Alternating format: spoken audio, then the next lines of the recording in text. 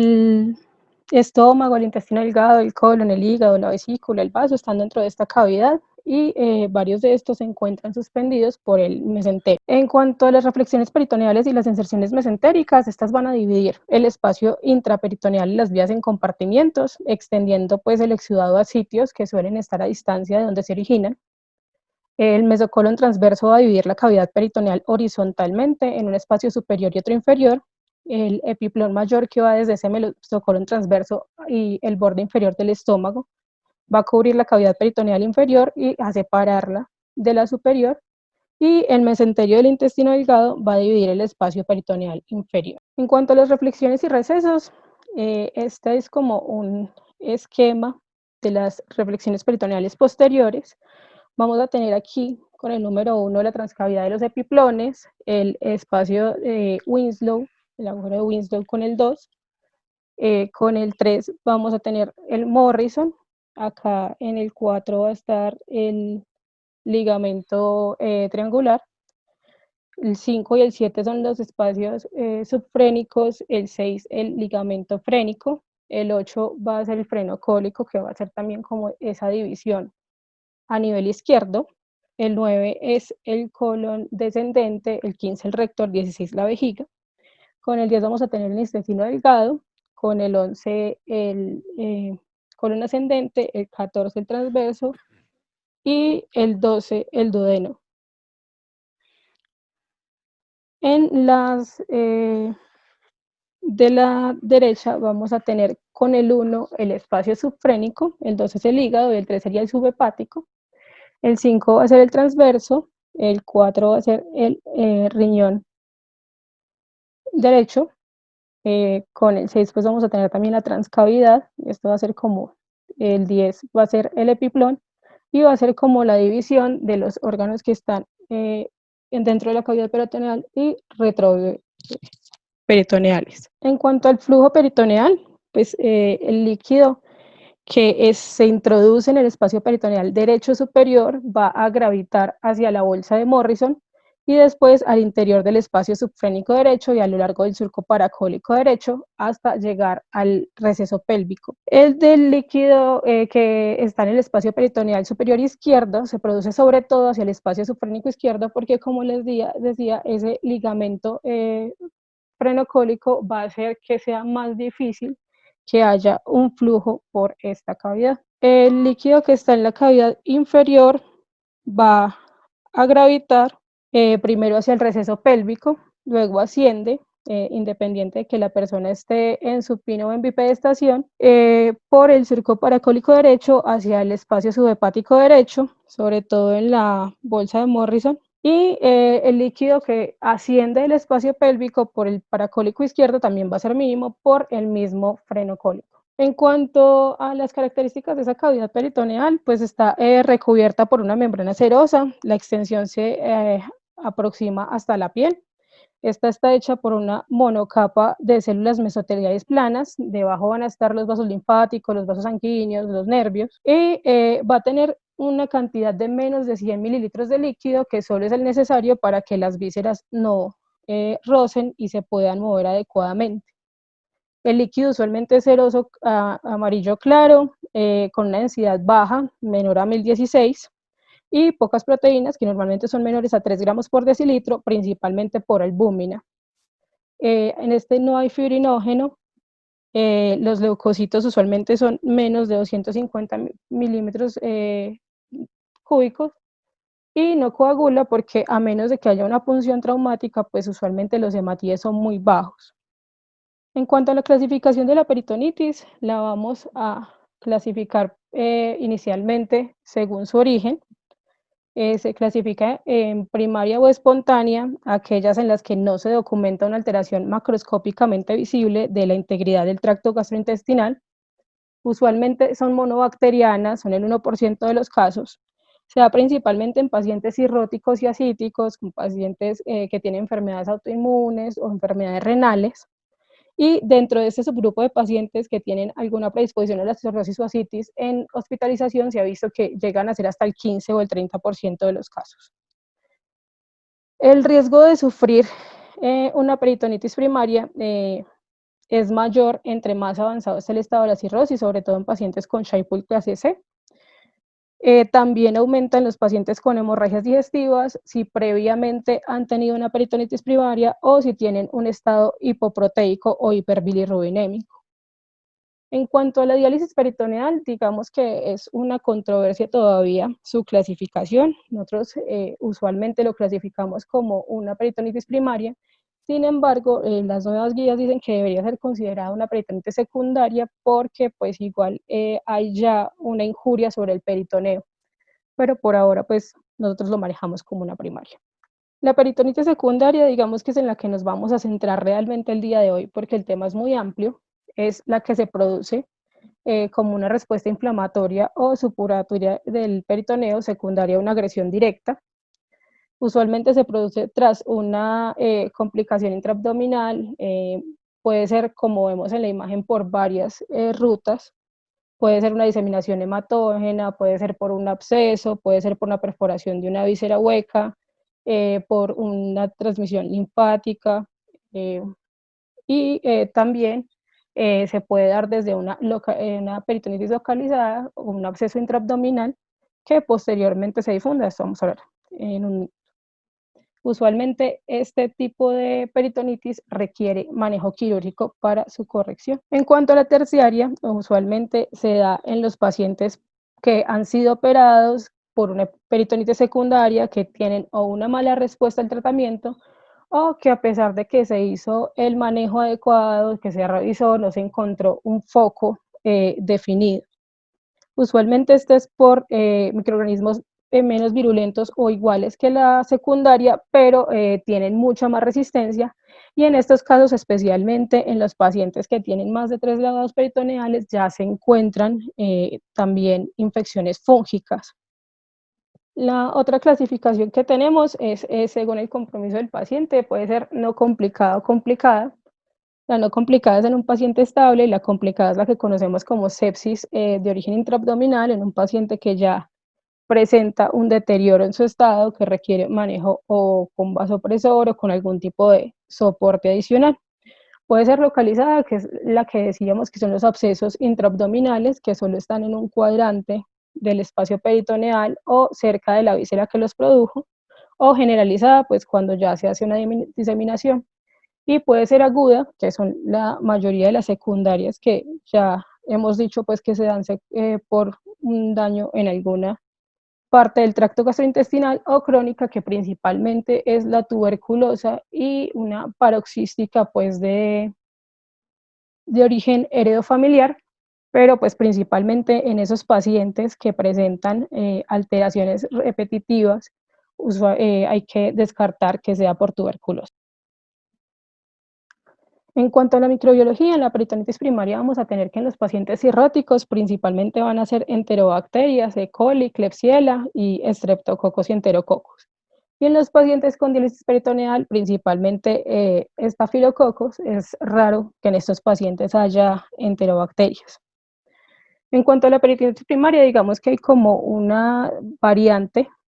Una es la citis, en la que se tiene un aislamiento monobacteriano, pero con menos de 250 neutrófilos, que se conoce como la bacteriocitis no neutrocítica monomicrobiana.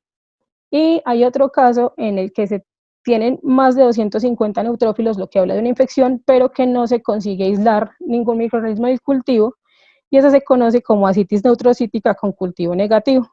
Digamos que el aislamiento de Staphylococcus aureus en el paciente cirrótico es raro, como una infección monobacteriana. Entonces, lo que recomiendan es sospechar que el cultivo no alcanzó a captar otro germen y buscar por una secundaria antes de pensar en una primaria. En cuanto a la peritonitis secundaria, vamos a tener pues que hay varios tipos de infecciones que se pueden producir por bacilos gramnegativos facultativos y aerobios, principalmente por E. coli y Klebsiella, los anaerobios principalmente por Bacteroides y Clostridium, y en cuanto a los cocos gram positivos, principalmente por Streptococcus y Enterococcus. Esto va a depender mucho de la microflora que esté asociada a la enfermedad primaria que produjo esta peritonitis en primer lugar, también si el paciente recibió antibiótico terapia previa, si usa otros fármacos como inmunosupresores, o pues ya los factores específicos del huésped. En cuanto a la peritonitis terciaria, vamos a tener que puede haber bacilos gram negativos, puede haber gram positivos y puede ser muy similares a los que habíamos visto para la peritonitis secundaria. La diferencia con esta es que, como les decía, pueden tener unos patrones de resistencia mucho más altos y que también van a aparecer hongos, principalmente Candida albicans, pero también puede haber otros subtipos de Candida u otros hongos. En cuanto al diagnóstico, en el cuadro clínico, pues podemos tener síntomas muy variados, el dolor abdominal, las náuseas, vómito, anorexia, intolerancia a la alimentación, fiebre, alteraciones neurológicas, disnea, realmente es un espectro muy amplio. Este es un estudio que se hizo a nivel mundial, es un poquito viejito, es del 2014, pero realmente la muestra fue muy significativa de todos los países. Y como ven ustedes, los porcentajes de presentación son muy variados. Realmente el paciente puede llegar desde solo tener dolor abdominal o solo tener fiebre o hipotermia, hasta ya todo el cuadro pues, clínico típico con dolor, rigidez abdominal, hipotermia o hipertermia, leucocitosis o leucopenia. Entonces realmente pues, lo más importante es una buena anamnesis, ver bien los signos que tiene el paciente y definir pues según todos estos hallazgos que podría estar causando el cuadro. En cuanto a los laboratorios, de los reactantes de fase aguda vamos a hablar un poquito más adelante. Hay que recordar que siempre hay que hacer los estudios básicos, un hemograma, los gases venosos según cómo esté, o arteriales según cómo es el paciente, la función renal, la función hepática, bueno, todo el esquema básico. Por otra parte, pues van a ser necesarios los cultivos. Si el paciente llega febril o presenta escalofríos o signos de bacteremia, pues va a ser muy importante tomar hemocultivos. La idea es hacer punciones de 3 sitios diferentes. Y cada que se haga una intervención quirúrgica, tomar una muestra para cultivo también, siempre con antibiograma para guiar posteriormente el tratamiento. Este lo dejé literal de las guías ITSA del 2018 para el manejo microbiológico, porque creo que aquí hay que hacer una, digamos, un hincapié en algo, y es que creo que estamos haciendo algo mal.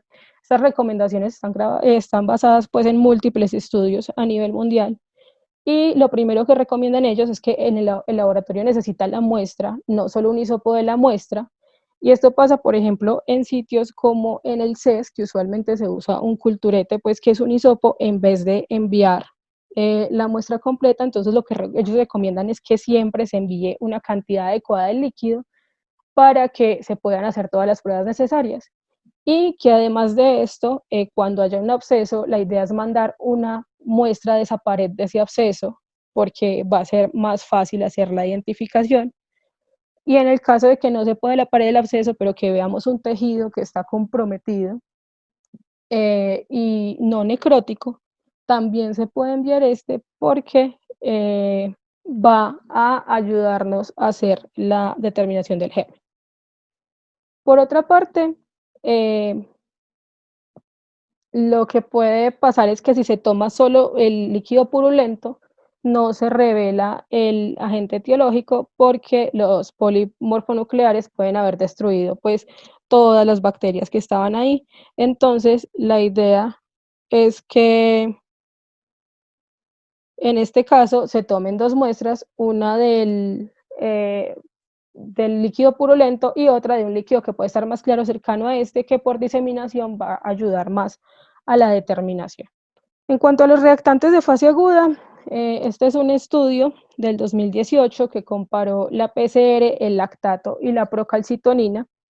Lo que ellos hicieron fue revisar todos los pacientes pues, con infección intraabdominal complicada que estaban en unidades de cuidados intensivos por más de 48 horas en unos hospitales españoles, y lo que vieron es que realmente por separado la PCR y la procalcitonina no son muy buenos. Ellos dicen que la procalcitonina realmente solo ha mostrado como eficiencia en la sepsis de origen pulmonar.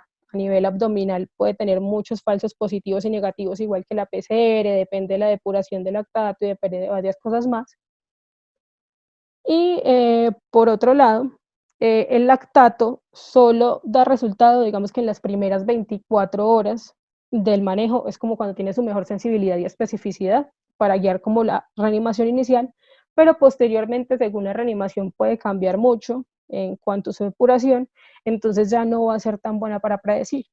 Lo que sí vieron ellos es que cuando se unen la procalcitonina y la PCR, si los dos hacen un delta similar o un descenso similar, sí pueden ser confiables, pero el problema para nosotros es que la procalcitonina es no pos, la glosan fácilmente, entonces no es fácil estarlas haciendo secuencialmente, por lo cual usualmente solo usamos la PCR, pero pues con las condiciones que conocemos. En cuanto al lado peritoneal diagnóstico, digamos que es algo que no se realiza mucho en nuestro medio, pero es un manejo que tenemos que conocer porque las guías lo recomiendan, tanto para peritonitis como para trauma. Lo que se hace es una punción, una paracentesis, se hace una aspiración inicial.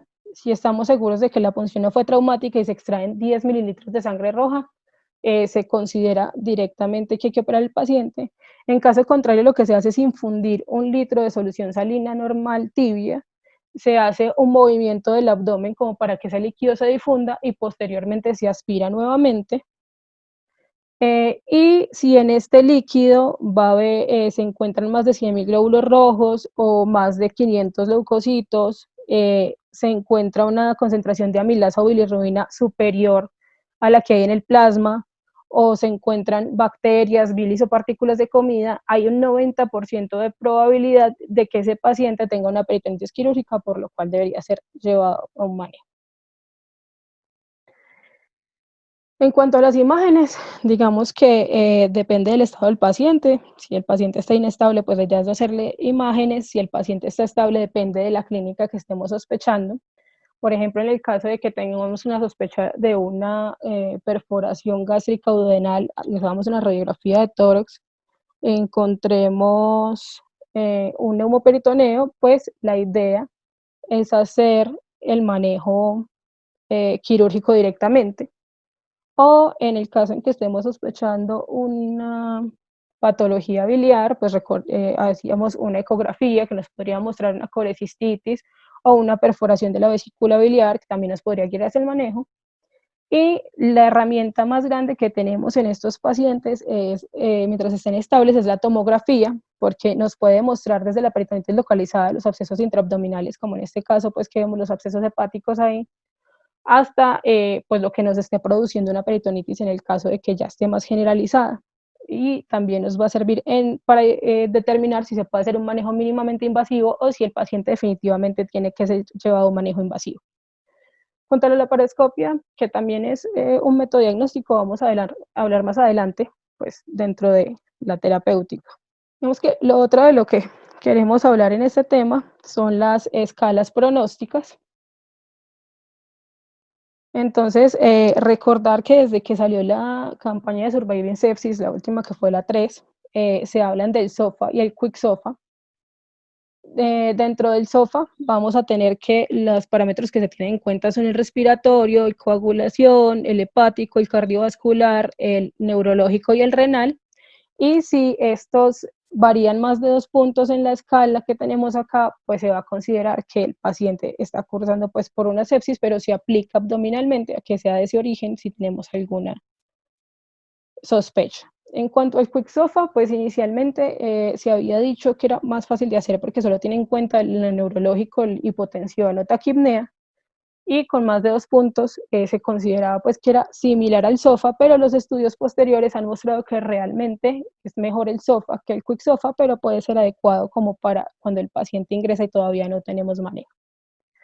La otra escala que vamos a tener es el Apache 2, realmente se usa mucho, sobre todo en las unidades de cuidado intensivo, es una muy buena escala pronóstica, pero digamos que tampoco es directamente para el origen intraabdominal.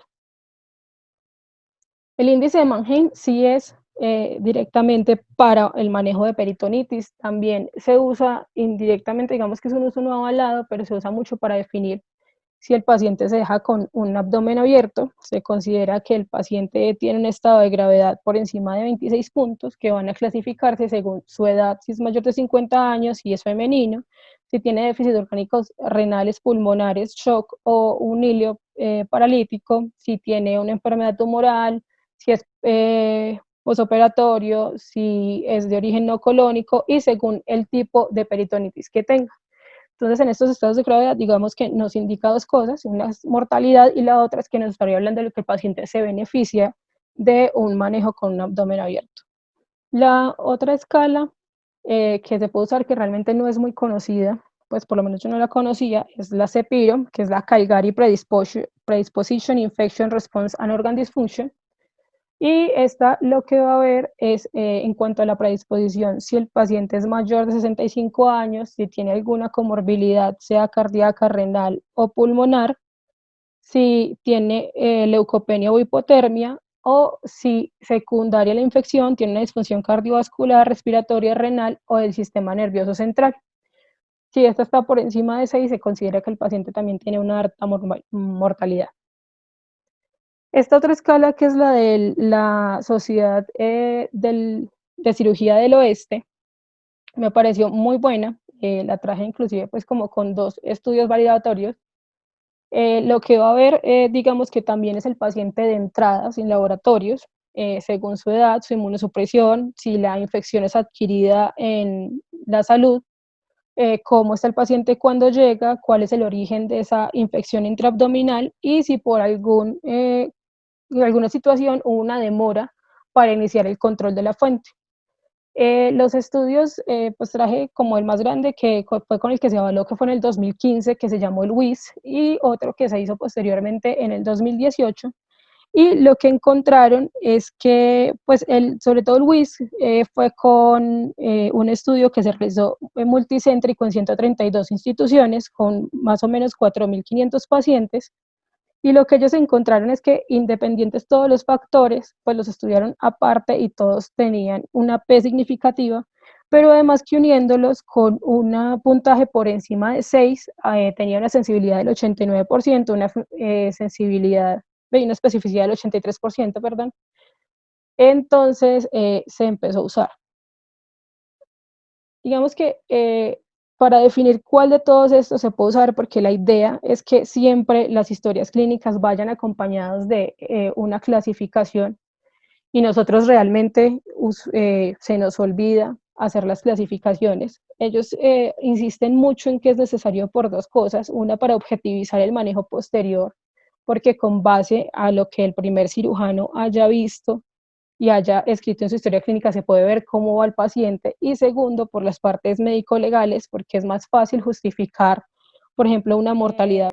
Entonces, lo que recomiendan ellos, bueno, lo que encontraron en cuanto a las escalas es que realmente por separado el rendimiento en especificidad y en sensibilidad no subía del 80%, pero cuando se combinan estas escalas, realmente sí sube aproximadamente hasta el 92% de sensibilidad y el 90% de la especificidad. Entonces lo que ellos recomiendan es combinar o la CEPIRO o la UCES con el Apache para tener como una herramienta más adecuada para su clasificación. En cuanto al tratamiento, vamos a hablar principalmente, como les decía desde el principio, de la peritonitis secundaria, porque realmente todo el resto es muy largo. Digamos que la primaria usualmente se maneja más por el médico internista, por el nefrólogo, y la terciaria es más de manejo en UCI, entonces nos vamos a enfocar más como la secundaria, que es la que más nos compete. Traigo este estudio a colación del 2017, van a ver que la mayoría de la bibliografía es desde el 2017 y pues la justificación de los diferentes autores es que en este año salió como la campaña de Surviving Sepsis 3 y fue como cuando hicieron una reevaluación de todo esto. Entonces lo que mostró este estudio es que cuando las personas, cuando los cirujanos, o en realidad pues como todo el equipo tratante de estos pacientes se adhiere a una guía, ellos ponen ahí dos, que es una de UCES del 2017 y la otra de la Sociedad de Infecciones Quirúrgicas de Estados Unidos. Los pacientes presentaron menor morbilidad, mortalidad, dada principalmente, pues lo que vieron como en la falla cuando no se seguían estas guías, es que se hacía mal el manejo inicial con los antibióticos empíricos y esto obviamente derivaba en más mortalidad. Entonces, ellos dicen que lo mejor que se puede hacer es quedarse con las guías y hacer el manejo según ellas para hacer mejor los resultados del paciente. Entonces, estas son las bases de manejo que propone la UCES. Inicialmente un diagnóstico rápido, que es el que nos va a permitir hacer como todo el manejo para que sea mejor el resultado de estos pacientes, hacer una reanimación adecuada según la campaña de Surviving, que realmente no nos vamos a detener en ello. Y lo más importante para nosotros, que es un inicio temprano de la terapia antibiótica, pero que sea apropiada. Hay que recordar que la idea es hacerla como dentro de la primera hora. Un control de esta fuente temprana y efectiva y estar reevaluando la respuesta clínica y el ajuste apropiado de la estrategia de manejo. Vamos a hablar principalmente de estos dos tópicos y dentro de ello vamos a hablar de la reevaluación, recordando que el paciente pues, es un ser dinámico que cambia y que hay que estar mirando cómo evolucionando. Entonces, en cuanto a la terapia antibiótica, lo primero es que hay que recordar, pues lo que les decía, siempre un inicio temprano. Hay que definir si el paciente tiene un germen que es adquirido en la comunidad o si por el contrario tiene algo que nos haga sospechar que es hospitalario, como una hospitalización reciente, un manejo antibiótico reciente, que esté en algún hogar en donde reciba atención del cuidado de la salud. La terapia empírica siempre debe estar guiada y en esto ellos hacen mucho énfasis en que todos deberíamos conocer la flora local del sitio donde trabajamos y cuál es la resistencia en el sitio donde trabajamos. Ellos son muy avanzados en eso, inclusive por ejemplo en Estados Unidos tienen el SARM, pues que es como el de todo el país, tienen que ingresar ahí cuál es su flora. Nosotros realmente estamos trabajando más en eso, ya en los hospitales, por lo menos en los de tercer nivel, se conoce mejor estas resistencias y los protocolos de infecciones, pues que se han trabajado con los infectólogos de cada sede, ya son muchos más guiados por ello. Nosotros, lo de los cultivos que ya hablábamos, y en esto hay que recordar que cada vez que se ingrese a la cavidad de un paciente, la idea es tomar un cultivo independiente de que veamos que el líquido ya está claro porque nos va a permitir tomar varias decisiones. Y por otro lado, pues es muy importante el control de comorbilidades, principalmente los cardiovasculares, renales o pulmonares, pero también otras, por ejemplo, este estudio que ustedes ven es de febrero de este año y habla también de los pacientes diabéticos, pues como sabemos, los pacientes que están hiperglicémicos tienen mayor mortalidad y morbilidad, pero además este estudio lo que determinó en los pacientes con infección intraabdominal es que tienen gérmenes más resistentes que los que tiene la población normal, a pesar de que el germen sea comunitario, y ellos dicen pues que es por el mismo déficit por la glicemia. En cuanto a la microbiología, digamos que principalmente, pues como decíamos, vamos a tener E. coli, Klebsiella, pero también vamos a tener unas altas tasas de resistencia en los pacientes de la comunidad. Cuando se comparan estos pacientes que tienen las infecciones en la comunidad con las infecciones asociadas a la asistencia sanitaria, vamos a ver que tienen una mayor resistencia, que es lo que va cambiando en los perfiles y es lo que tenemos que tener en cuenta a la hora del manejo. Y ya cuando los pacientes tienen una peritonitis terciaria, pues obviamente esos patrones de resistencia también van a aumentar y ya van a aparecer los hongos. Digamos que esto es un poquito pesado, pero quise dejárselos para que lo tengan como en cuenta. Estos son los diferentes esquemas que recomienda la UCES para el manejo de estos pacientes. Digamos que en los pacientes que no están críticos, que la infección es adquirida en la comunidad, se usa inicialmente ampicilina sulbactam, que después puede ser cambiada por amoxicilina, clavulanato o sultamicilina, o se puede usar ceftriaxona con metronidazol o cefotaxima con metronidazol.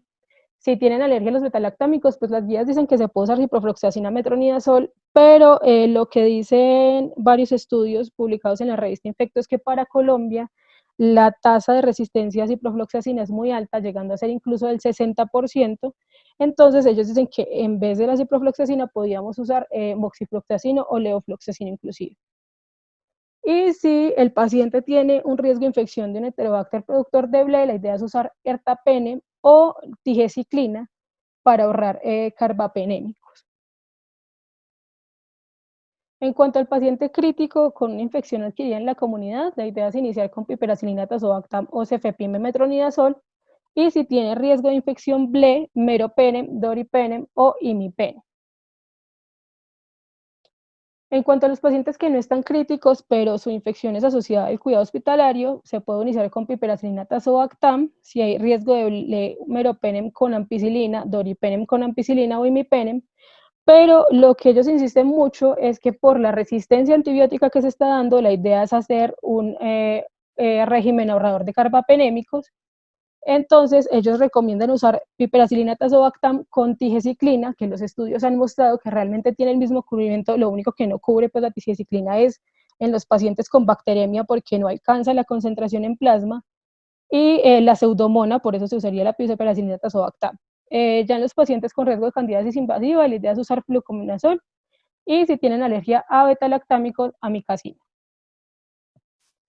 En los pacientes críticos que tienen estas infecciones intraabdominales, se pueden usar también carbapenémicos, pero lo que ellos recomiendan, pues dentro de esto que decimos de ahorrar carbapenémicos, es usar medicamentos que, pues digamos que no son tan nuevos, pero nosotros no tenemos en un uso común, como el ceftolozano tazobactam con metronidazol o el ceftozidime avibactam con metronidazol y vancomicina, que nos van a permitir dejar los carbapenémicos pues, para infecciones más graves.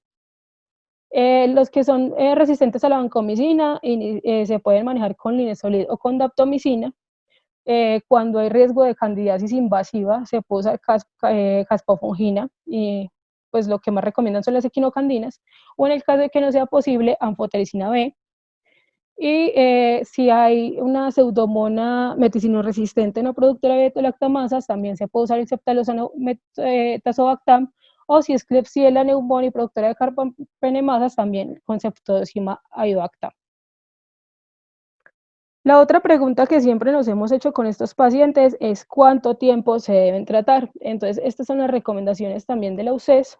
Lo que ellos dicen es que si el paciente no está complicado, como en un paciente que tuvo una apendicitis, una colecistitis sin complicaciones, que se controló bien la fuente, no se necesita terapia antibiótica posoperatoria, solo tendría que la dosis profiláctica.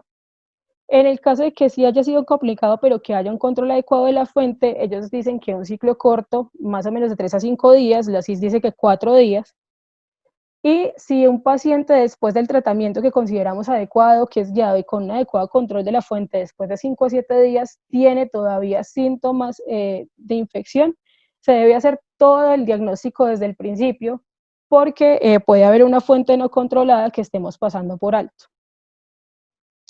En cuanto a la discusión de la terapia corta, definida como una menor de 5 días, a una terapia larga mayor de 5 días, este fue un estudio que se hizo a finales del año pasado, y en este realmente no se vieron diferencias en cuanto a la resolución del paciente, en cuanto a la estancia, en cuanto a morbilidad, pero sí se vieron diferencias en dos cosas, y es que la terapia corta obviamente tuvo menores costos, pero además de eso tuvo menos resistencia antibiótica posterior los pacientes y tienen menos riesgo de infecciones fúngicas. Entonces, por eso es que se recomienda que el paciente siempre reciba solo de 3 a 5 días de antibiótico.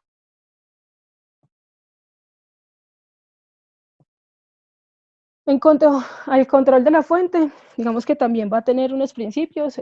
Obviamente también hay que hacer un manejo rápido de la fuente, porque hasta que no se controle la fuente, pues el paciente no va a empezar a mejorar. Hay que eliminar los focos infecciosos y hay que restaurar la función anatómica y fisiológica. Entonces, como que los principios siempre son que se haga todo el drenaje de las colecciones, que se haga el debridamiento del tejido infectado, y digamos que lo único, las excepciones que hay pues dentro del control directo de la fuente es cuando un paciente tiene, por ejemplo, una apendicitis con un plastrón fío o que tiene una diverticulitis no complicada, que pues no se haría un manejo directo, sino que solo se manejaría inicialmente con antibiótico. Pero pues esa es como la excepción de la regla. En cuanto a la epidemiología, digamos que las principales causas de la peritonitis a nivel mundial son la apendicitis, la colecistitis, que en realidad pues para nuestra población usualmente es más al revés, principalmente la colecistitis, y ya posterior a eso pues las diverticulitis. En cuanto al manejo no invasivo inicial, lo que se puede realizar es un drenaje percutáneo. Lo que se hace es que puede ser guiado por ecografía o por TAC, dependiendo del sitio donde se localice. Se va a poner un drenaje de pigtail que va a llegar hasta el absceso y por ahí se va a hacer pues como toda la resolución de ese cuadro, acompañado o no de un manejo antibiótico según lo que se logre. Eh, Dentro de ellos hacen la claridad que no es necesario hacer como un seguimiento con imágenes todo el tiempo, pero si el paciente presenta un deterioro en su estado, pues sí es necesario realizar una nueva imagen para ver si hay una fuente que no está controlada o si el catéter se migró o se ocluyó y por eso no está haciendo su función adecuada. En cuanto a la laparoscopia, digamos que es muy buena en el paciente estable, nos va a permitir un manejo menos invasivo con una adecuada visualización de lo que está pasando. Realmente con esto, pues inicialmente se decía que en el paciente que estuviera con descompensación cardiovascular o respiratoria no se debía hacer, pero los estudios nuevos muestran que manejando los neumoperitoneos de 10 a 12 milímetros de mercurio realmente sí van a permitirse. Lo otro es que decían que cuando el paciente tiene una peritonitis generalizada no se debía realizar, pero los estudios han mostrado que la eficacia del lavado va a ser exactamente el mismo y pueden tener incluso menos días de estancia y menos morbilidad, menos ISO. Lo que ellos recomiendan es que cuando se haga el lavado se haga varios movimientos de la mesa de operaciones con el fin de que haya un adecuado flujo del líquido con el que se está infundiendo y que esos abscesos salgan de estos sitios. Las recomendaciones que hacen directamente en las guías es que no se use para el tratamiento de una úlcera péptica perforada en un paciente que esté choqueado al ingreso, que sea hasta 3 o 4, o que tenga los síntomas de 24 horas, y que tampoco se debe usar en un paciente con Hinchey 4, porque todavía no hay nada pues ningún estudio que lo avale. En cuanto a la laparotomía, pues como sabemos, todo paciente inestable debe ser llevado directamente a laparotomía, o los pacientes pues que tengan una causa que no podamos manejar por laparoscopia. Toda intervención quirúrgica debe garantizar pues que se elimine completamente el tejido necrótico hasta que se quede solo tejido viable, que como decíamos se controle toda la colección. Y en los pacientes en que haya fugas anastomáticas pues se debe hacer una derivación. La parotomía, según lo que también los va a definir, según el estado del paciente, si requiere un manejo con abdomen abierto o si se puede cerrar. Entonces, en cuanto al abdomen abierto, las indicaciones que vamos a tener es que haya un control de daños por sepsis severa, que se necesite una segunda mirada del paciente, que haya que prevenir un síndrome compartimental abdominal o que se vaya a dejar una anastomosis intestinal diferida. En esto también voy a hacer el hincapié en que deberíamos hacer la clasificación por escalas. Eh, Esta es la escala más recomendada, que es la Mendel, que es como la actualización de la Bjork, que lo que va a hacer es clasificarlo en limpia, contaminada o con fístula, y según las adherencias, si no tiene, si son laxas o si el abdomen está congelado. Entonces la idea es que también la empecemos a usar. Este es un estudio del 2017 a nivel internacional, pero realmente estos son los resultados preliminares porque todavía no está el estudio definitivo. La indicación principal, como vemos, para abdomen abierto es peritonitis. Estas son las terapias que se usan. Vamos a hablar solo de las dos que más usamos, que son la bolsa de Bogotá versus la terapia VAC, que son estas dos. Y como vamos a ver, pues la terapia VAC genera menos complicaciones durante el tratamiento y disminuye casi que a la mitad la mortalidad, entonces ellos recomiendan más el uso del VAC. Vamos a tener pues que las complicaciones de las fístulas se dan más entre más tiempo pasa. Y lo otro que hace mucha diferencia es que con la bolsa de Bogotá vamos a tener mucho menos posibilidad de un cierre definitivo por la retracción de las fascias que la que nos va a permitir una terapia VAC. En cuanto a los ancianos, pues digamos que lo que mostró este estudio fue que tienen menos duración del abdomen abierto. En cuanto a las estancias y a la tasa de cierre son muy similares y la tasa de complicaciones obviamente es más alta según la edad, al igual que las mortalidades que son mucho mayores después de los 80 años, en el resto digamos que es mucho más similar. La otra pregunta que se hace es si se realiza una relaparotomía a demanda o una planeada. Digamos que todos los estudios lo que han demostrado es que realmente en el manejo y en los resultados de los pacientes no hay una diferencia estadística. Las diferencias van a ser básicamente en los costos, si se hace planeada, y en que como tiene que tener muchas más laparotomías, pues el paciente va a tener mucho más riesgo quirúrgico. Entonces lo que se recomienda es que se haga demanda y que sea como justificada por todo el equipo quirúrgico para que no se lleve por diferentes situaciones. Por último, la otra discusión que existe es el uso de material protésico. Realmente no hay un metaanálisis como tal acerca de este tema, hay múltiples estudios, digamos que vienen desde hace mucho tiempo. Inicialmente se decía que no se debían usar las mallas, pero lo que dicen los nuevos estudios es que realmente sí se pueden usar, sobre todo las que son macroporosas de una densidad intermedia, principalmente de polipropileno o las de colágeno porcino, y que no se ha visto que se aumenten las tasas de recambio, pero pues como les decía, todavía no hay una decisión uniforme en esto, pero pues tampoco es mal hecho usarla en el caso en que sea necesario. Eso es como todo lo que traía para hoy. Muchas gracias por la atención y no sé si tienen dudas o comentarios.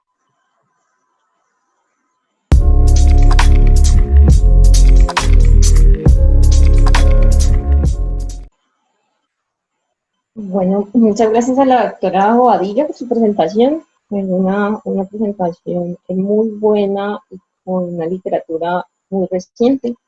Damos las gracias a todos los profesores que nos han acompañado. Esta es la actividad académica del posgrado de Cirugía General de la Universidad de Caldas. Al momento vamos a dar paso a las preguntas. Ya tenemos una pregunta en el chat de parte del doctor Marín. Bueno, antes de eso también darle las gracias al doctor Marín que nos acompaña desde el área de microbiología e infectología, nuestro profe de infectología que también nos acompaña hoy. Entonces, por ende, si tenemos nuestro invitado especial, si tenemos alguna pregunta desde el manejo antibiótico, pues podemos aprovechar que contamos con el profe acompañándonos en la charla del día de hoy. La primera pregunta que tenemos dentro del grupo, dentro del chat, la hace el doctor Juan Marín, y él nos pregunta sobre el lavado peritoneal, si aún lo estamos usando, si hace parte de nuestro instrumental o armamentario al momento del diagnóstico de una peritonitis secundaria. Entonces doy paso a la expositora o a alguno de los profesores que nos quiera dar respuesta a este interrogante. Buenos días, yo vi que en lo que expuso Natalia sobre el lavado peritoneal es más lo referente a trauma, porque incluso mencionó que si había sangre roja, había que llevar para la laparotomía, y los otros hallazgos son hallazgos respecto a si hay contaminación, si hay resto de alimentos, que eso se utiliza para trauma. Para infección del lavado peritoneal simplemente es para tomar un cultivo, o sea que yo no creo que eso tenga validez, lo reemplaza la tomografía, pero no sé qué opina el doctor Marín de infectos, si eso sirva o no sirva. Profe, no creo que tenga validez. qué pena, en las guías de peritonitis aparece, o sea, no aparece solo para trauma, sino para peritonitis, inclusive dicen eso, que si salen esas cosas es el 90% de posibilidad de peritonitis, pero pues yo nunca he visto, la verdad, hacer uno, no. Yo imagino que es en el contexto de una peritonitis oculta.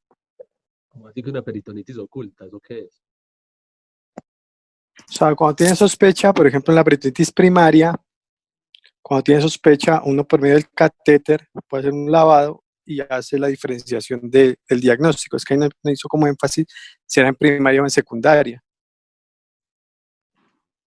Sin embargo, para uno poder hablar de una peritonitis oculta no tuvo que haber primero descartado la secundaria, haber hecho una laparotomía mínimo, una laparoscopia para evaluar toda la cavidad y aclarar si hay otra causa, o por lo menos yo lo haría así. Yo no me quedaría esperando un cultivo o un laboratorio viendo un paciente pues, con una peritonitis y esperando a ver si es primaria o secundaria. Mínimo lo llevo por lo menos a una laparoscopia, porque si ahí está mi duda, pues descarto que sea secundaria. Una de las maneras de definir si es secundaria o primaria es que el cultivo salga una sola bacteria. Eso apoya más que sea una peritonitis primaria. Pero como dice Cristian, uno primero tiene que empezar el manejo empírico, como si fuera una secundaria, pues en caso de que haya duda, y ya dependiendo de los cultivos seguiría el tratamiento, pero entonces no le veo validez al lado peritoneal para definir eso. Sí, en secundaria realmente no. Me imagino que es como orientado en primaria.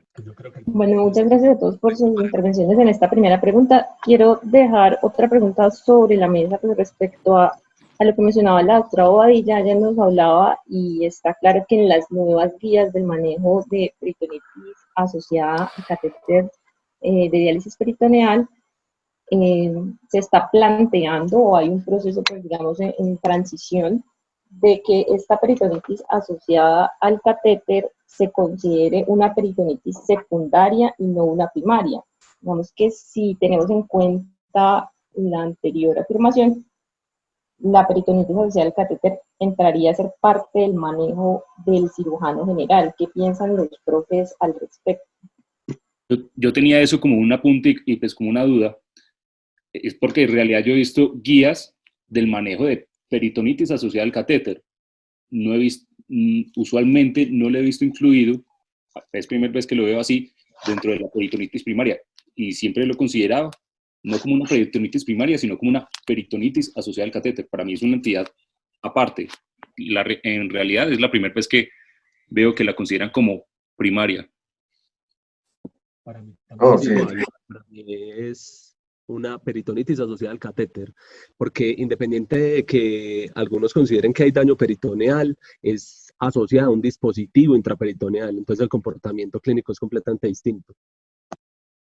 No, pero siempre se han incluido como peritonitis primaria, solo que mire que tiene un contexto completamente diferente. Es asociada a catéter, es por manipulación. De hecho, no lo manejamos los cirujanos, sino cuando ya el médico internista o el nefrólogo se le sale de sus manos, o cuando ya empieza cuando ya no mejora con el manejo médico, porque ellos lo manejan a través del catéter, le ponen antibióticos con unos esquemas diferentes, pero siempre en las discusiones de peritonitis aparece esa como primaria, pero todas las guías han mostrado pues, que tiene un comportamiento diferente, y puede llamar secundaria o asociada a catéter, pero yo siempre he pensado que es secundaria, porque es secundaria a algo que la está causando. Se sale de la definición de primaria. Sí, aquí la discusión que se ha dado es por lo siguiente. Generalmente se consideró primaria porque la mayoría de las veces, en un 90% de las ocasiones, es monobacteriana.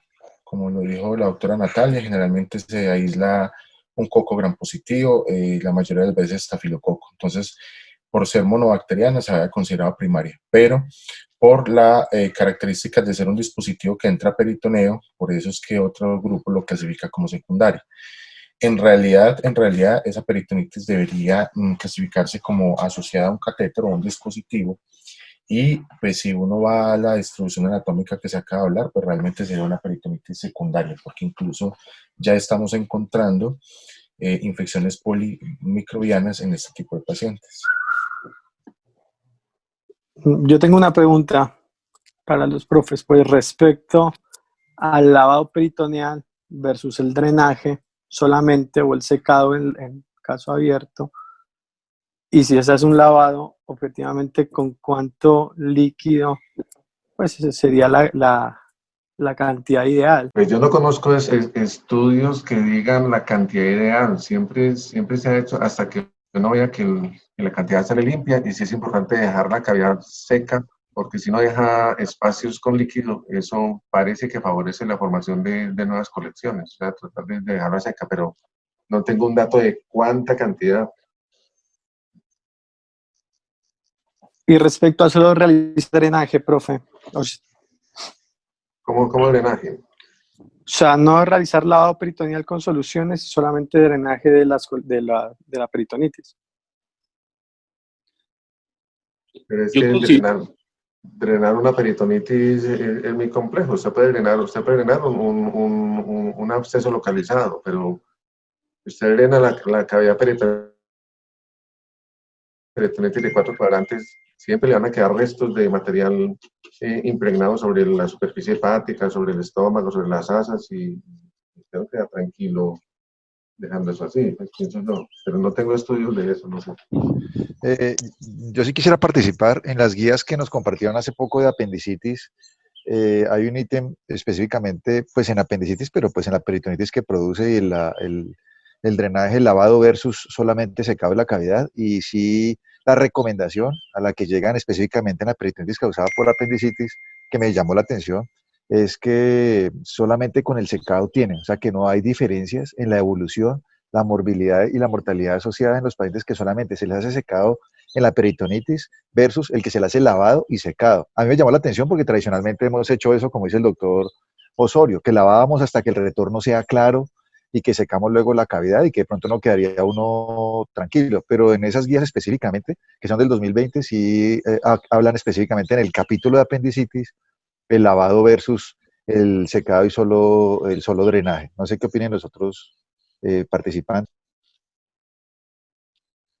Aló. Yo parto en realidad del sentido común. Si yo solamente seco, si yo dreno la peritonitis y seco, ¿por qué va a ser perjudicial el lavar? ¿Qué voy a agregar adicional después de lavar, de intentar diluir más la carga bacteriana y aspirarla? Por sentido común, sin ningún estudio, pues yo creería que el drenaje más el lavado y finalmente secado, pues tendrá que ir mejor. Y no tengo la fuente, pero pues la buscaríamos. Alguna vez yo sí escuché un número de 5 litros por lo menos para el lavado peritoneal, pero pues se los quedo viendo y lo voy a buscar. Sí, más o menos los estudios hacen con eso, profe, con 5000 cc, el lavado, es como el punto de corte. Pero en el lavado uno sí está removiendo macrófagos, neutrófilos, fibrina, que es todo lo que el organismo Claro. ha venido desarrollando para protegerse de la peritonitis. Entonces, por eso esos artículos que hablan de solo secado es basado en eso, que en el lavado remueve la cantidad de sustancias que el organismo ha venido generando para defenderse de la peritonitis. Claro, diluye. Y el otro contexto es, por ejemplo, en los lavados que se hacen ahora por la paroscopia, el manejo de drenes dinámicos, porque pues hasta hace un tiempo teníamos el concepto de que dejar drenes en una peritonitis era una contraindicación absoluta. Y para complementar esa respuesta, pues que hablaba el profe Pérez, hay un artículo que yo les iba a compartir, pero yo no sé esto, que salió en una revista de trauma del 2018, y ellos comparaban en un estudio prospectivo, digamos, diferentes medidas de lavado.